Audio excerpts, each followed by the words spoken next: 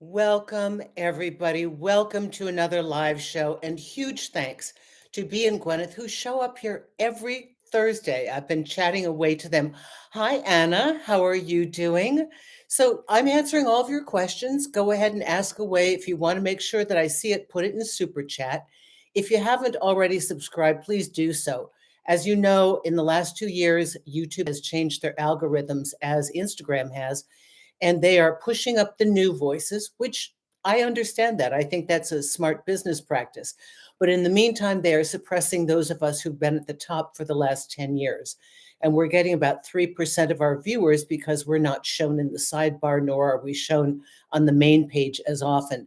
So if you want to make sure that you know when I have a live show, a special show, a show that you didn't know is coming, like my interviews, put on the little bell so that you get a notification, because I'm doing a series of interviews with people that I find interesting, that I think have something to share with you that will edify your life. That's very important to me.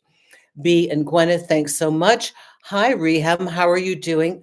So today we are talking about a topic: how to know if the person that you're with is the right person for you. Welcome, Gladys. Great to have you here. We learn through trial and error. And the interesting thing about our life is that in the beginning, when you're young, there's so much time. It seems like there's so much time to figure this stuff out. And in our 20s, we're collecting data.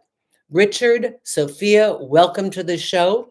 Again, if you have any questions, put them in super chat. Gladys, nice to have you here. So happy. Galactic Woman, oh my gosh, great to see you here. It's so great to see you back at the show. Thank you for joining us. Um, we tend to think that we have all the time in the world. And I think, ladies, more so for you, I notice that there are gals that are starting to hit 40 that are reassessing the choices they made in their 20s and 30s. Crystal, Editha, how are you doing? Nice to have you join us. And I realize that this is a time of reflection. And I'm going to go over this with you again one more time. I believe everybody here is very clear on what they want. I think the people you're meeting aren't clear on what they want. So again, ask me any questions you like. Let's just do a quick shout out to everybody here. We've got Reham, Anna, Gladys, Richard, Sophia, Galactic Woman, Crystal, Editha. Gladys is here from, let's see, we've got Washington State here. I've got people, Portugal. This is fabulous, from all over the world. I really appreciate your coming onto the show today. So again, I can tune all of you up as much as possible, but I do understand the people you're playing with, they might not have a skill set.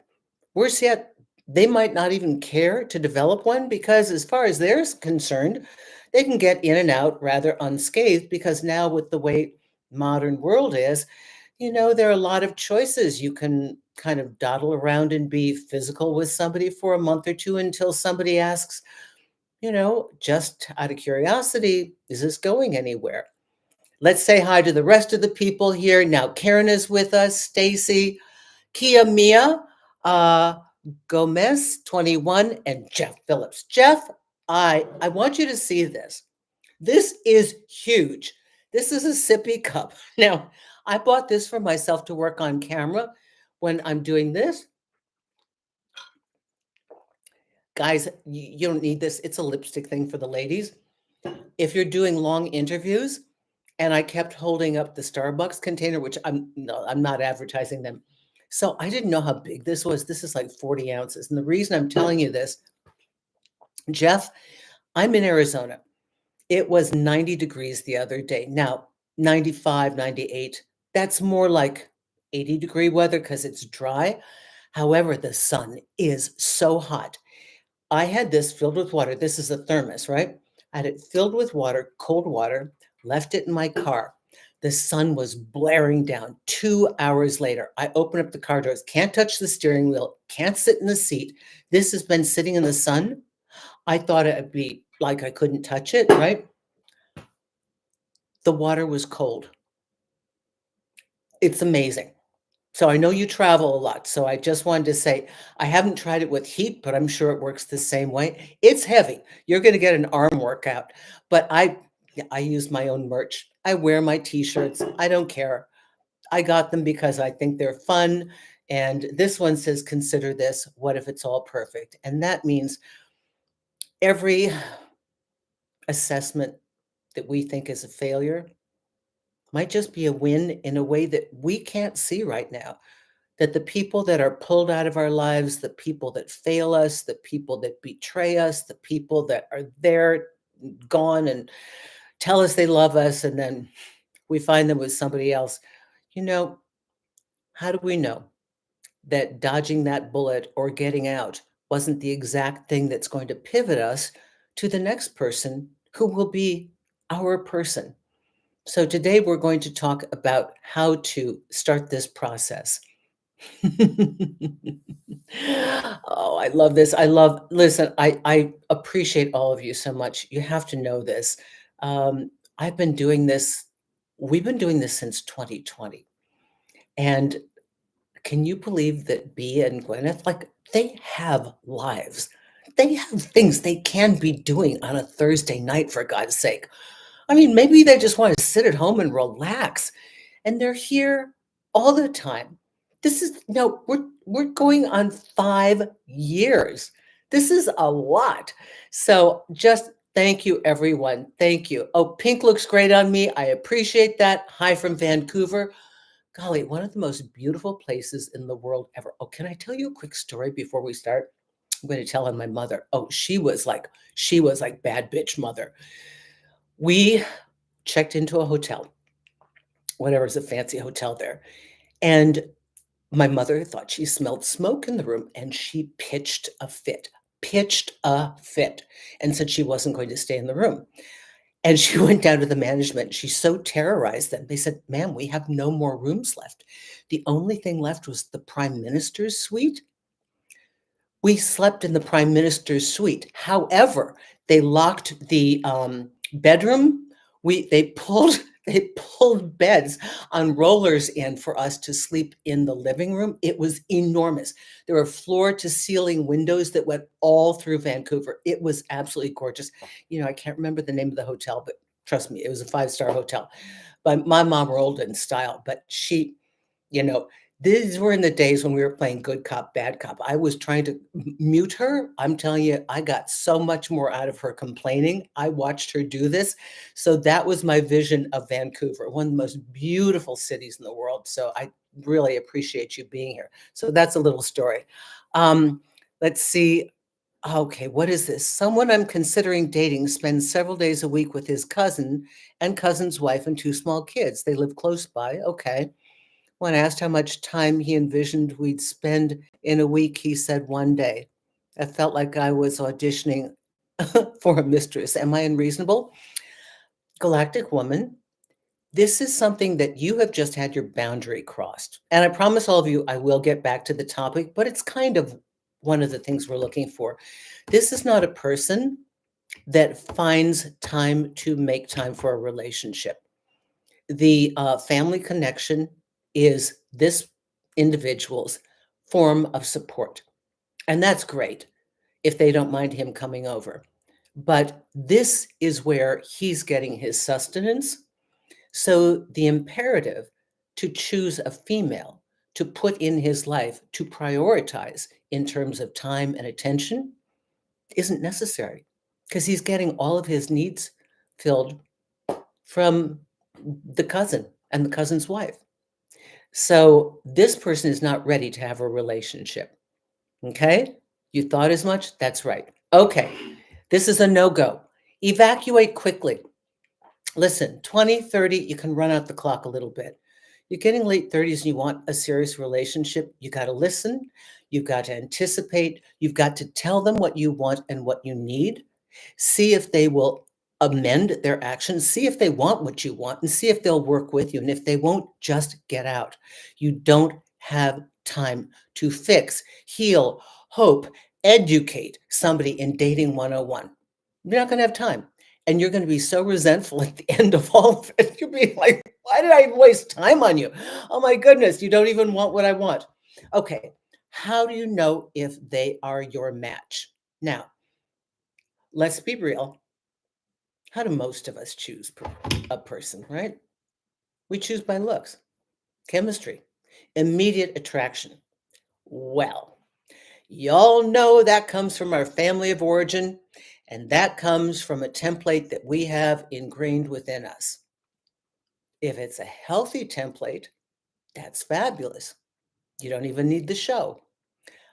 But oftentimes, parents or our caregivers did the best they could, but whatever their stuff was, they weren't always there for us. They didn't always make us feel secure. Whatever it is, whatever the dynamics were for our survival, we made choices as children how to best manage this dynamic. And they live within us today as our natural default. And guaranteed, you can walk into a room of 100 people and you will pick what feels familiar, even if it's not good for you. So, for those of you that know that you have an interior default that's not working to your favor, be well aware of it when you are choosing your prospective partner, when you are assessing them. Because if it feels all over the top, excited, oh my God, I've never felt like this before. This is my soulmate. I know it's all this immediate connection. It's all too intense. It's super intensity. Mm, that's something else. Okay. That's either lust, that's chemistry, that's kicking in all these other things. I have to tell you, the real person for you, it's not that dynamic. Can I be real? Real people act like a real person. They'll have some foibles. They'll have some weirdness. They'll have some idiosyncrasies. They'll have some glitchy moments getting to know you. They're not going to like sweep you off your feet and do all these things. They're not, it's going to be much more subtle, but it's going to be continuous in its advancement. Okay. Before I get into all the markers, let me just make sure that I'm talking to all of you. Okay. So, Galactic Woman, we have that sorted. We're going to let this fellow continue his long-standing relationship with the cousin's family. Okay. It's hard. We all have different love problems. I'm financially supporting my boyfriend, and I'm starting to resent him for it. And there is more. Too complicated. Yeah, Diamond. Hmm, hmm. So the question is it temporary or is this a lifestyle? Because when we begin to resent it, honestly, there is the greater part of us inside that has realized that it probably isn't temporary, and that's why we're getting angry. We never realize the imbalance until we are on empty, which might mean, okay, let's give this person a break. It's temporary. Okay? They're going through a rough spot, got fired, can't find themselves, had a startup that failed, whatever. But they must not be paying attention to you, taking care of you, and adding to the benefit of the relationship in another way. So while money is one form of contribution, there's doing housework, there's cleaning dishes, they're being attentive to your emotional needs. And I got a feeling that we never notice these things until we are depleted already. So I'm thinking there's something out of balance. Okay. Prioritizing communication has really helped me in my relationships. We both have chronic illnesses. Ooh, and there are times we're not feeling well, and we have to let the person know this is great. Tally, this is wonderful. Okay. I love the fact that you're talking to each other. Galactic Woman, everybody's talking to each other. This is great. Oh, this is interesting. Now, I promise you, I'm going to get back to I'm going to get back to the script. Kenny says, how do they know you're not the one? Interesting. I like this. Had a guy say, I don't see us long term after a first date. And that went amazing. Great conversation. So many things in common. with our goals. Well, I don't know what's in that guy's head. I don't know what he was looking for, and neither do you. I realize on a first date, it's a little weird to say, by the way, what didn't work for you? Just curious. I want to make sure that I represented myself clearly because I like you. So I want to know what it is. But when they don't tell you, they really don't want you to know. So remember, not telling somebody what it is has a benefit because now the other person has no room to argue back, defend, or correct the behavior or fix it, to clarify misunderstanding.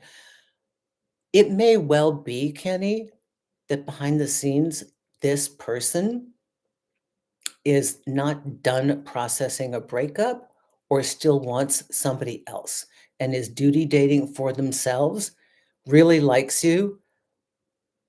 There's something else going on. That's a really, really good question. Okay, so let's talk about this. How do you know? I'm going to share 5 things with you. Okay.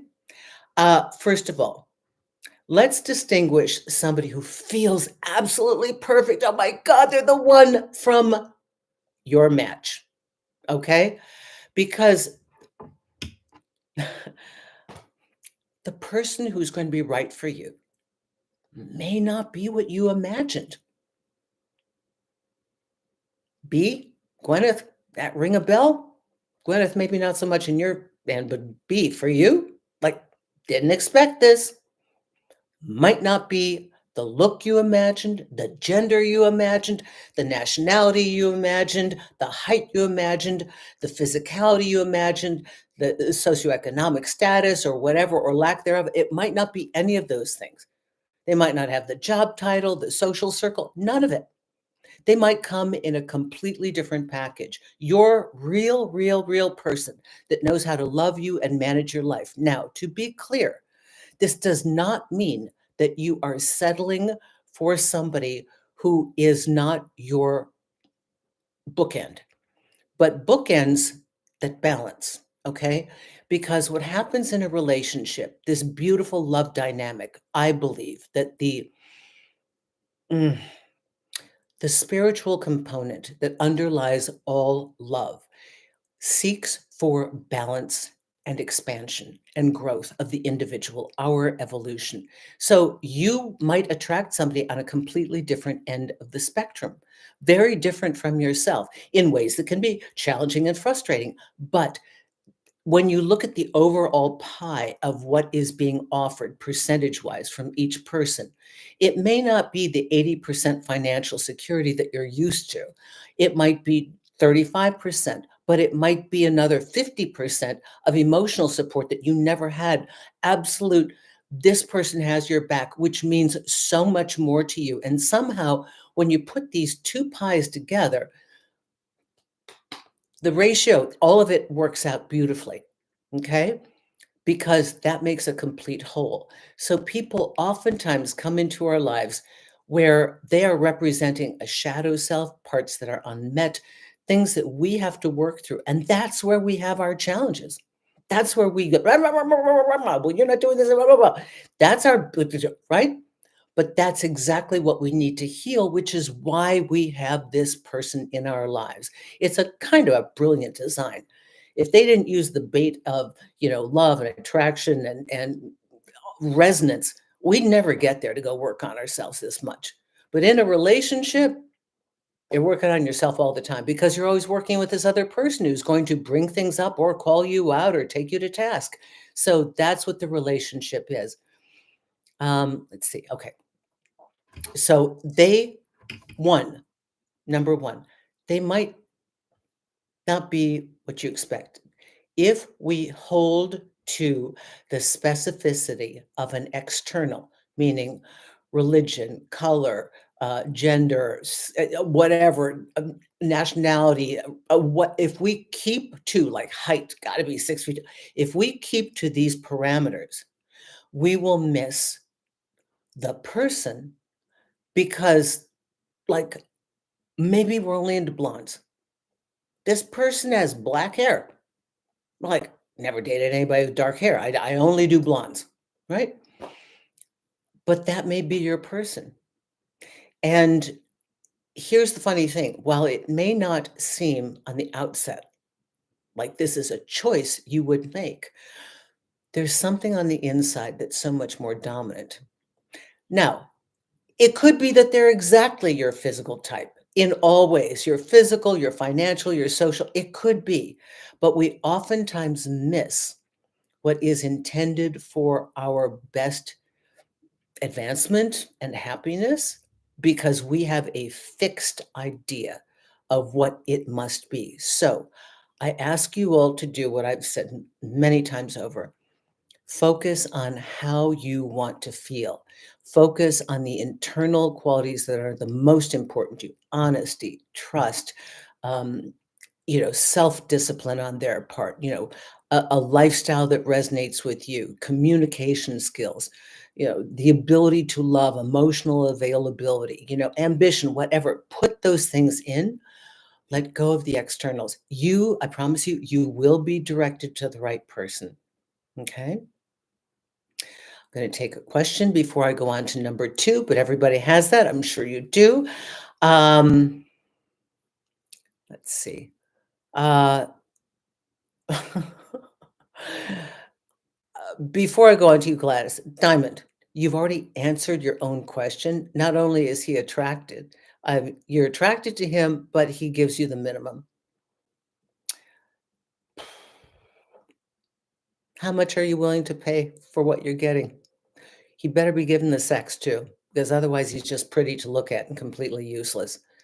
But you got to ride this one out for, just now that you see it, please don't unsee it. You shouldn't agonize over this. If the person is one-dimensional and they've got one thing that they offer you, just give yourself a timeline for getting in and out, because this person is either unwilling or incapable of doing a complete relationship, but they're attractive. Eats your food, blah, blah, blah. You know, it'll wear off in a while. Okay, let's see. Oh, Jyoti, hi. Hi, Susan. Always amazing to see you. Your advice is so valuable. Thank you so much. Okay, Diamond Bright, you are welcome. Let's go to Gladys. How can one identify that one is not with the right person? By how you feel. One can be attracted to the wrong person without knowing it, for sure. How can a person move himself or herself from a toxic relationship? You just get out. Don't belabor this. I mean, listen, if the house were on fire, I'm sure you'd find your way to an exit. But when it comes to a relationship, we box ourselves in by, oh, I don't know if I do this, and what about that? And are they going to have a place to stay? And I don't know. What do I tell my friends? Oh, I feel so stupid. I put 5 years into this. I've supported them. I've done all this. I'll be coming away with less money. I'll have less self-esteem.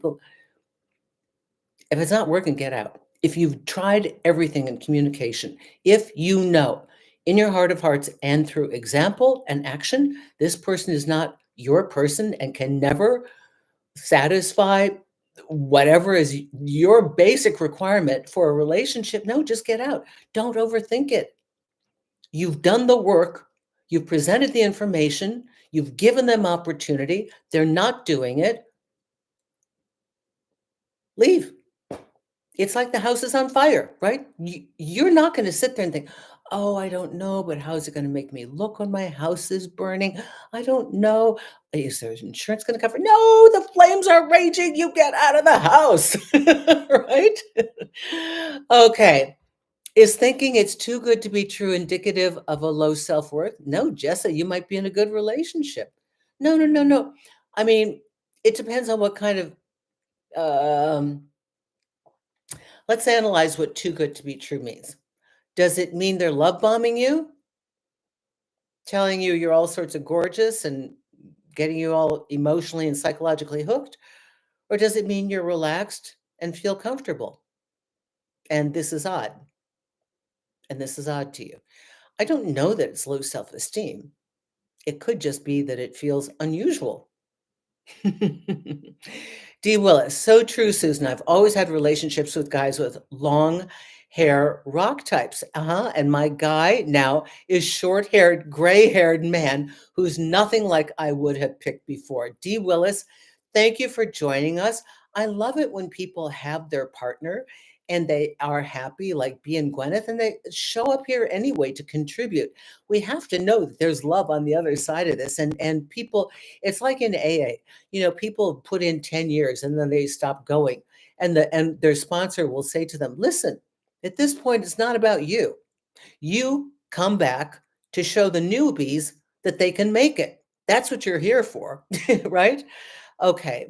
For me, communication means telling the truth confidentially, but trying to say it gently and not raise my voice. That's a good tally. That's a good method. Okay. And Tally continues, if they just ignore you when you speak your truth, it's like torture. Yeah, it is. Okay. So let's go on. So the person that you want to be your match, your automatic default, where all the bells and whistles are going off, as opposed to what your true match is that might come in a package you didn't expect. Okay. That's number one. Number two.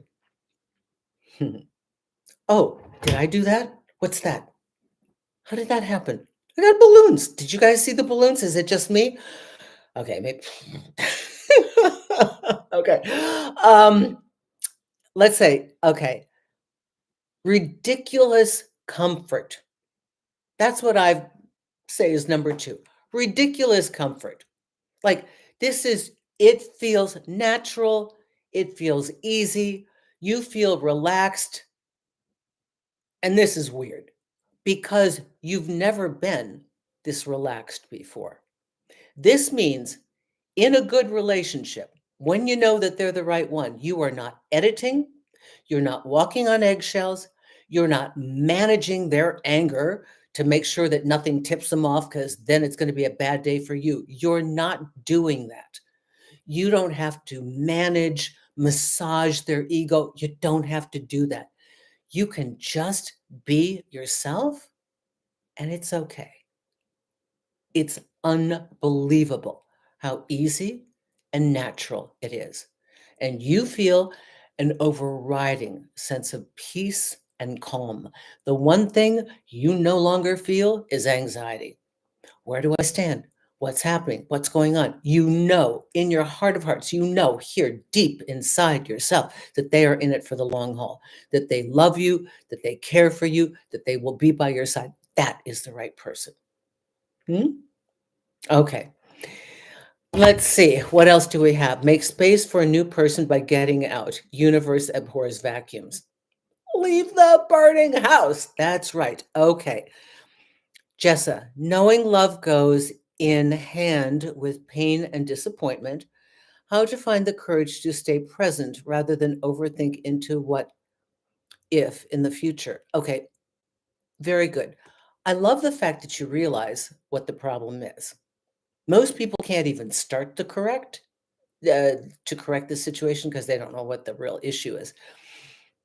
Staying in the present moment, I would handle it like this. Okay, let's play a what if game and take yourself to the end of the most terrifying thing that you imagine could happen. Play it out. Okay, really think about it and think to yourself, how would I handle that?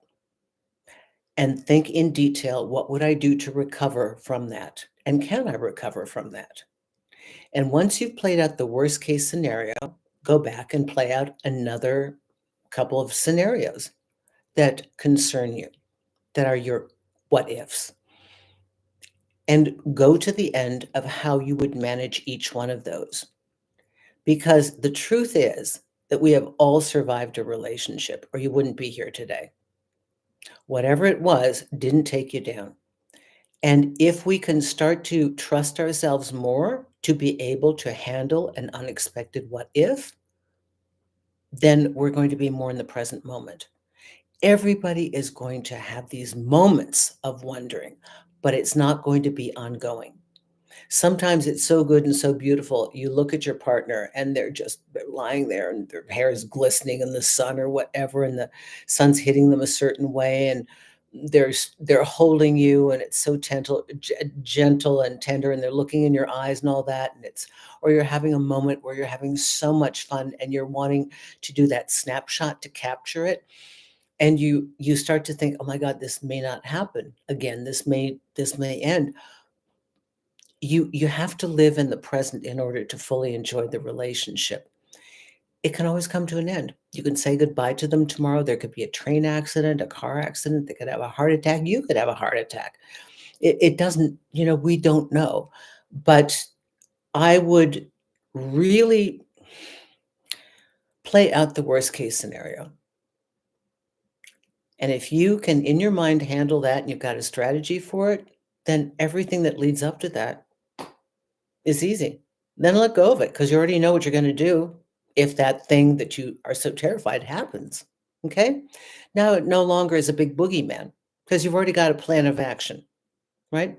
I know when I start out on certain journeys or trips, like if I'm going abroad and I'm in a place that is wild for somebody like me because I've got no contacts there, I'm traveling by myself, I'm thinking, what if? And I prepare every what if that I can think of in advance. Like, what if this happens? Then what would I do here? And do I have a backup for that? And what if that happens? How do I do this? So I try to plan in advance and give myself at least some strategy. There can always be something that happens that we never anticipate. But I do that to make myself more comfortable because we don't think clearly in a crisis. In the moment, we don't think clearly. It's always better if we can pre-plan for things. Okay, what if you can't tell if you'll stay friends or there's more? Can it be too natural? Why do you want to be friends? Like Vic, you don't necessarily have to be friends with an ex. Can it be too natural? Well, maybe what you're saying is that for whatever reason, this romance doesn't quite have the spark that you want, and that you're really friends that are trying to make it romantic. And so you're better off going back to friends. That's what it feels like to me. This is a great question. Such a good answer, Susan. Hi, Susan. Much love. Oh my God. So wise, Susan. So big and strong. I'm so big and strong. Okay. Number 3. Okay. So we got that one. Number 2 is that it feels you're just not editing yourself. You're not uptight. You're not anxious. That's one of the things. Number 3, your issues are not an issue for them. Every relationship has challenges. But whatever the challenges are, they're not your, "Oh my god, that's a deal breaker." E Because this is what I call the brown paper bag on a buffet table. You grab a person's brown paper bag when you meet them, John, Carolyn, Ashley, Josh. You don't know what's in it. Josh's brown paper bag is completely different than what's inside Ashley's. We don't know what we're gonna get when we open up a person. They're gonna have stuff, and by the way, we do too. And so we don't know if we can handle their stuff until we open up that brown paper bag. But when you find the right person, they will have a capacity to deal with it. That's another thing. Your issues aren't necessarily, they're not convenient, but they'll be willing to work with you. That's a good partner. Jeff Phillips, I like your white flowering plant. Is that a gardenia plant? They're great. That is a silk plant. Thank you. I have to tell you, I can't have living plants. I travel between 2 homes. I don't like to have a plant. I used to have live plants, and then I'd have to give them away, or I'm not gonna let them die, so I have to have everything silk. I love if I were in one home, I would have nothing but real vegetation. Thank you. My ex was a 5 alarm fire. Oh my God. I ran out of the house, like you said. She had horrible communication. Great show. No friend zone. Okay. All right. Exactly that, Susan. Vic. I was right. Ooh, I like it when I'm on the money. Okay. There's a lot to try and imagine behind a sentence, whether it's true or not, but it was just my gut feeling. Okay. So, um, we will have a unique set of comfort in handling their idiosyncrasies and they to handle ours. Somehow, whether it's the communication or just the willingness to listen and try and find our way to work together more easily. It's incentivized by the love, which means that you've got a person who's trying. And that's so important because nowadays so many people don't even want to try. Okay. Hello from Puerto Rico. Hola, ¿cómo estás? Okay.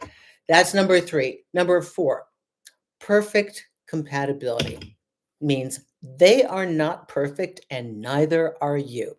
Jessa, $5. Thank you, Jessa. Is detachment the key to relationships? No, actually, it's involvement. Let me go on.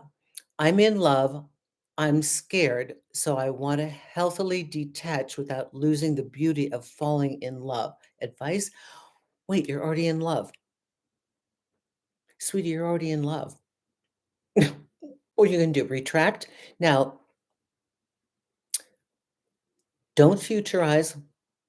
Try and stay in the moment. Try and stay in communication. If this is new terrain for you, you're going to feel terrified. You're going to want to evacuate to get control over your own emotions. But here's where, listen, worst case scenario, it doesn't turn out the way we want. I would never advise denying yourself the capacity of experiencing love. Never.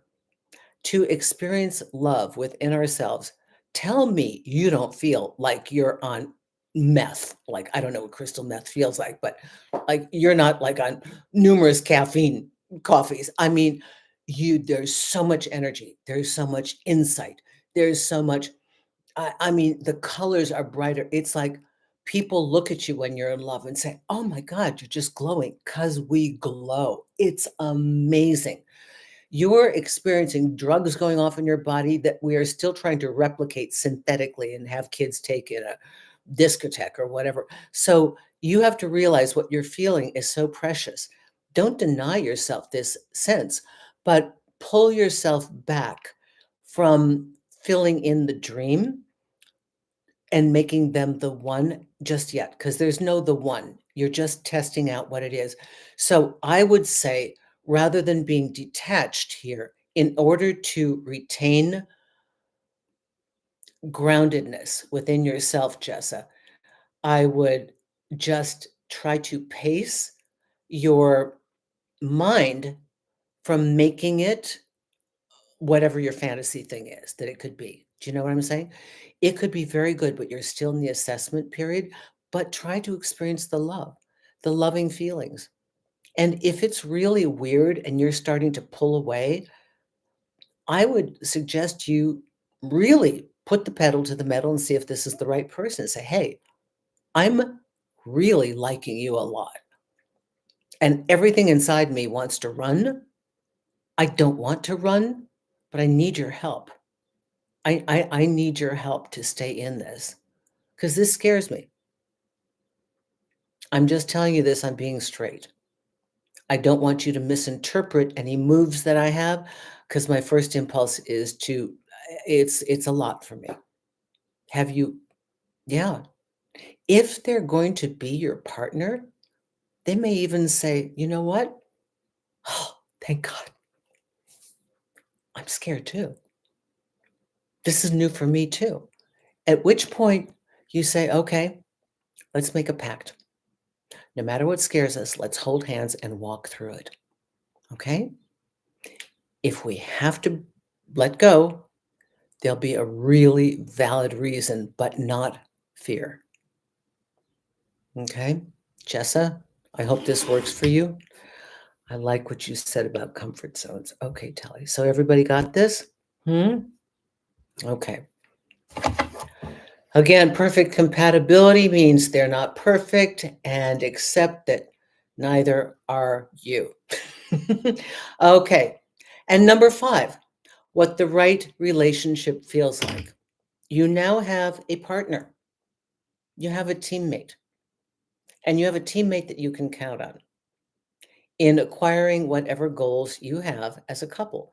And I do suggest a third thing. Okay, this tends to work for a lot of people, meaning not just the relationship itself, but many people, you know what their third thing is? Having a family. That keeps them together. Well, it doesn't keep a bad relationship together, but something that you're building toward, whether it's that you're supporting each other's financial goals because your goal is to make a really solid economic foundation for the two of you to enjoy your lives, or if it means that you do some kind of hobby together, you love ballroom dancing together, you love riding horses together, you're gym fanatics, whatever it is, you love music, but to have these things in common, this also strengthens the relationship. Okay. So the right relationship feels like you have a teammate. Okay. Let's see, Jyoti. Hi. What is your opinion on long distance communication styles? You need better communication in long distance than you ever need in real life with their right next to you. Is it normal to text just once or twice a day? Yeah. If somebody else is working more than twice a day, isn't necessary, and go 10 to 12 hours without talking to one another. Okay. So, Jyoti, what you need, you're feeling and a little anxiety over the fact that it's long distance. And what you're really trying to say and need to say to your partner is look at long distance. I'm nervous about this. I want to build this relationship moving forward. I'm going to need more contact from you just to ground me. If I don't get enough contact, I'm going to feel like we're slipping away. So that's one communication you need to say to them. But you also have to realize if your partner is really busy building a career, maybe financial services where literally he or she is working like, you know, 10, 12 hours. And that's the thing. God forbid they're a young lawyer in a law firm in the Western world where they get all the grunt work, including weekends. I can understand that. But here's what you need to know. What is my minimum? I need 2 text messages a day, and I need 1 phone call every other day, where I talk to you for at least 15 or 20 minutes. I need that, or FaceTime. So whatever you need to keep yourself interested in this relationship is something that you will need to relate to your partner. Then your partner will have the choice that they think you are worth it, meaning not you as a person, but they are interested in investing in the relationship as well. And so they are willing to comply with your requests to make you comfortable. Okay. You will know if they find it too difficult. I think questions like this normally occur because you're fighting the feeling that you don't feel they're there. So you're hoping that the action of them connecting with you can supply an external feeling that they're connected. But I think you're wondering if they're really in it at all. Okay. So there's the action that's happening, and there's the external that we want as proof. It's a lot like knowing somebody's in love with you. So many times somebody wants to hear the words, I love you, but they know that the person loves them. They just want to hear it. That's gravy. Okay. I understand it, but it's gravy. Then there are people who want to hear, I love you, because in their heart of hearts, they know the person doesn't, but they need encouragement to stay. So you have to figure out the honest truth for yourself. Okay. Let's see how, thank you, B. Yes, normally about an hour when I get off the phone with all of you. I've had big garage door issues. I don't know. The codes aren't talking. The remotes aren't talking. The garage doors aren't closing. When they close, they won't open. So I got garage door people coming here. And I have an interview with Teresa Young. Do any of you know her from London? I've already done one interview with her, but I'm putting an extra one in the can when I'm gone this summer. Let's see. Connie says, my father is a narcissist. Why do I always fall for a narcissistic man? Connie.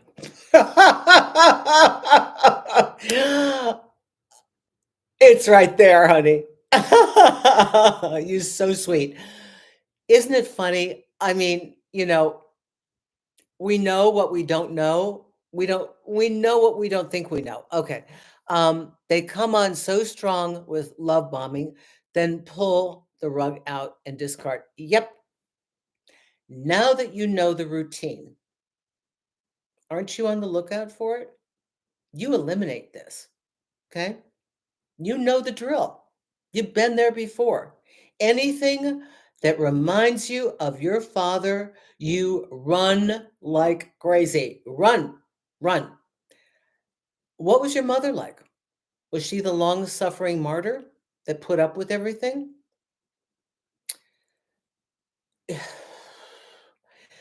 So remember, narcissists, it's all about them. Let's find somebody that really is balanced. Okay. That they take time for you. It's not over the top.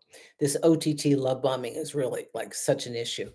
Um, we can tell each other what we need for our needs met. I hear your voice at least once a day. Okay, we have some people contributing to this former discussion. Oh, we've both told each other we're scared because of being in love. Weird. Isn't it funny how one person's commentary can oftentimes trigger somebody else's exact thing that they're going through? All right, so you understand the 5 things to help you pick if this person is right for you. You have permission to dawdle about as much as you like and pick up information that doesn't work for you. Sometimes we learn. So there are 2 ways we learn. We learn through not getting what we want, and then we learn from thinking it through in advance and doing kind of a forensic analysis of what we feel that would be right for us, and then trying to move in that direction. But either way, we'll get there. The former is just so much slower. Okay. Any other questions? I always fall for the ones that never want me, let alone are into me. Vic, you can change that if you want to. Let's see. Hi there. CA, how are you doing? Thank you. 699. Susan, 3 men in a row that I date, and it feels like they're trying to change me into their type. Okay. All right. It's like I meet their 80%, but they want the 20%. Okay. Uh, how did they meet your criteria?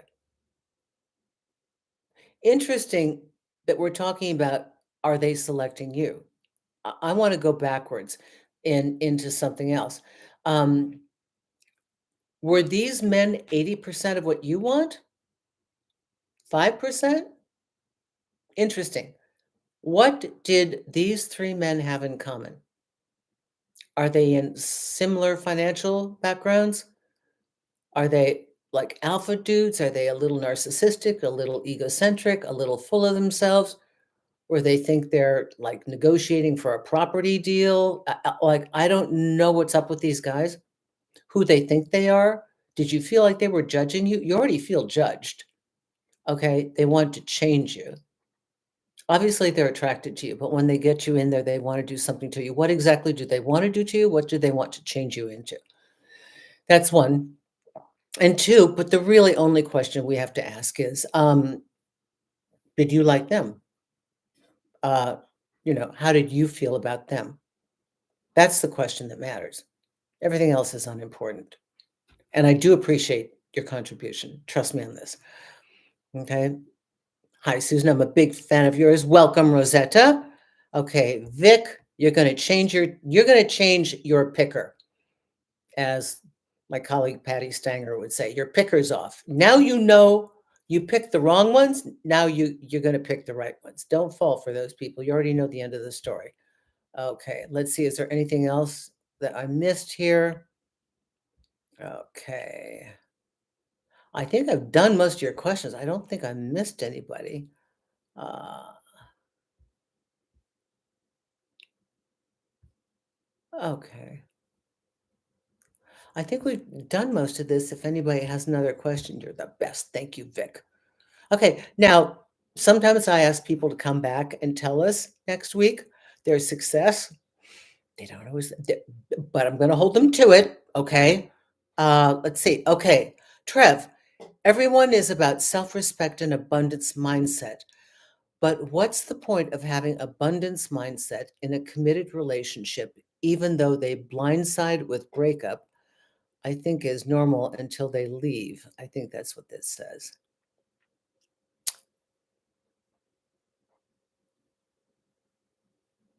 I'm thinking about this one. The wheels are turning. Give me a minute here. You were in a committed relationship and they blindsided you with a breakup. That's what I'm getting, Trev. Um, this, so I'm interested in these two words because there's talking the talk and walking, in it. And I'm wondering if you're picking like these wannabe self-actualized people that are using jargon to get in and out of relationships more effortlessly. I don't understand a lot of what's going on here, but it sounds like you were blindsided in a relationship. And I think accountability is definitely something that we need to have in a relationship. And so that is separate from abundance, and that is separate from their self-respect. Accountability is about them owning the actions and inactions that they take. So when somebody does a blindsided breakup, um,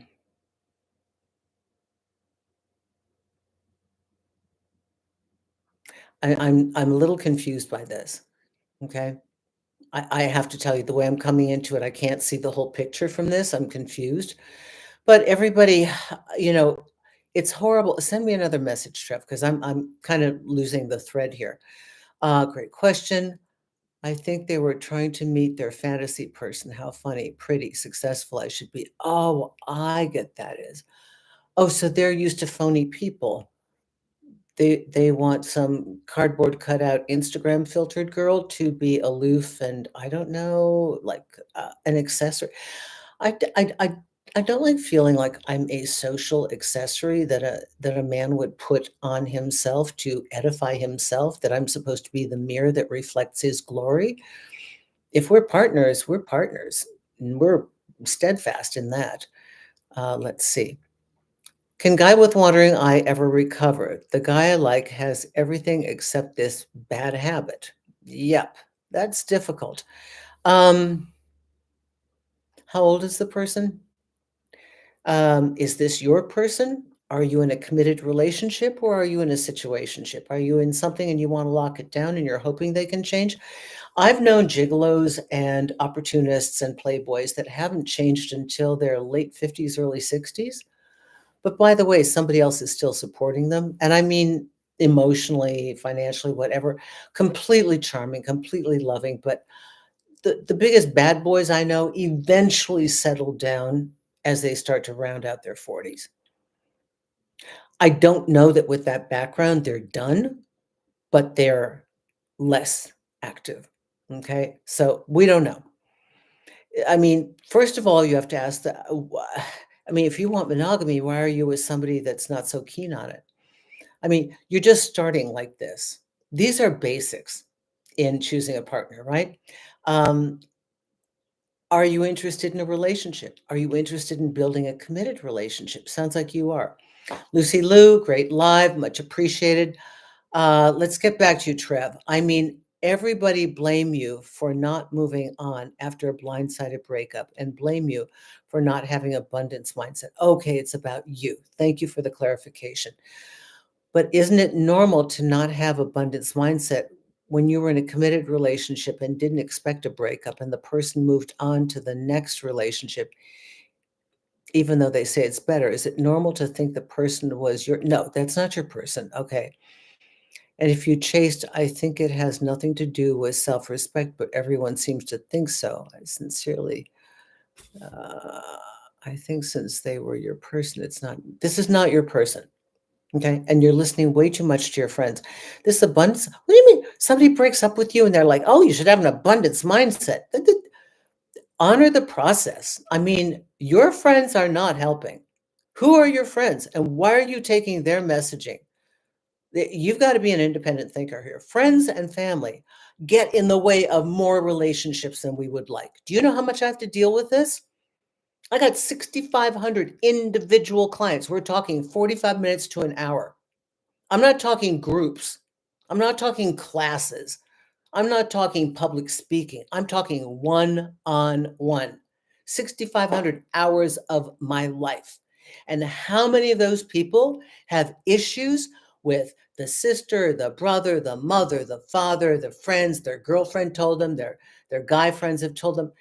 They're not in the relationship you are. You got blindsided, okay? You deserve to hurt, but you have to pull yourself out of it. There is no excuse for us to allow ourselves to wallow in the misery of a broken relationship. We do the work, we do the interior work, we do the forensic work, we write out what happened, what do I think they did, what could I have done differently, what did I do that I'd like to change now, what was the power structure, what did they want of me, what did I feel like, what have I learned from this, what do I want now, what do I need to stay away from? This is the work that we do. And then when we've sorted that out, we move on. Your friends should be helping you to get to that process, not condemning you that you don't have an abundance mindset. Okay? That's not right. Okay, everybody, we are coming up on the hour only because I have Teresa booked at 12:30 my time here. I'm on Pacific time today. Susan, you brought so much sense to my life. Thank you, Victor. You are a special one. Thank you, thank you, thank you. Hi, Susan. That's Sarah.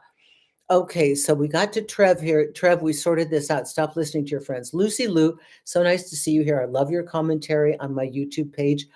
Can a guy with wandering eye? No, eventually, but yeah, listen, if you're already starting with a wandering eye, God, you like swimming with like a 20-pound weight trapped to your waist? That's what you got here. Okay, any other questions, everybody? You know, right? Can you do a video on how you know you love yourself? I've done some of those. How do you know if you love yourself? You know, everybody, loving yourself is it's a big bit of business, okay? Loving yourself is a big bit of business. It's going to look different for every person, but one thing is that the mind negative chatter starts to stop, or you catch it and you reroute it. We are always going to be our worst critics, always. Horrible, but that's true. And we will always find things about ourselves. We judge ourselves more harshly than a friend would. I guarantee you. My friends look at me and think everything about me is perfect. I'm like, oh, what? You don't see this, you don't see that. Oh. Yeah, yeah. They think I'm physically perfect. I'm like, okay, girl, put on your glasses. But you know, this is because we look at ourselves so critically. So you love yourself when you start to trust yourself. You love yourself. One of the hardest ways to get there is that nobody around you is supporting you. And you start to realize you're the only one you can count on. And then you have to rally for yourself. That happened to me. I think I started to trust my decisions, that because I was going in an opposite direction of everybody, and I kept going because it felt right. And nobody was supporting me, not even philosophically with people on the outside, with relationship stuff. I kept driving toward what felt right. And you have to live by it. You have to vote for yourself. You have to believe in the choices you've made, even if you want to change them now. They brought you to this point of, again.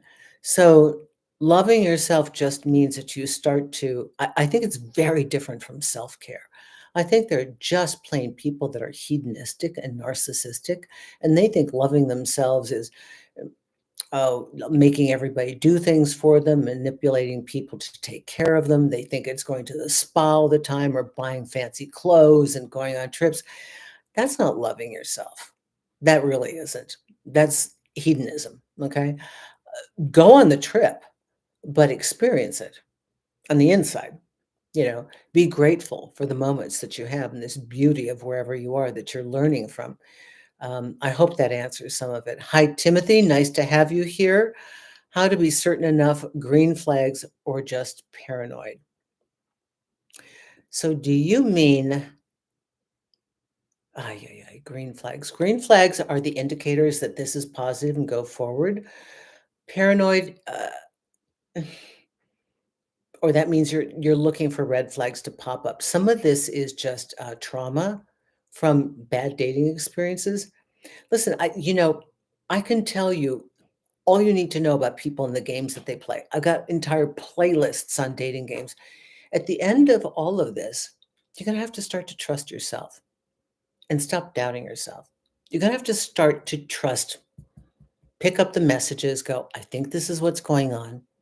I'm going to follow my instincts and be communicative. Half the time we're trying to mind read. It's so interesting that people call for consultations. And 9 times out of 10, the questions they're asking me, they should be asking their partner. But this is how we learn, right? Because there's a discomfort in being incredibly honest and transparent. We think that's, oh, vulnerable. Oh my God, I'm vulnerable. Oh my God, I'm vulnerable by asking this. No, you're seeking clarity. It's a fact finding mission. It's not vulnerability, it's common sense. You're looking for an answer to something you don't understand.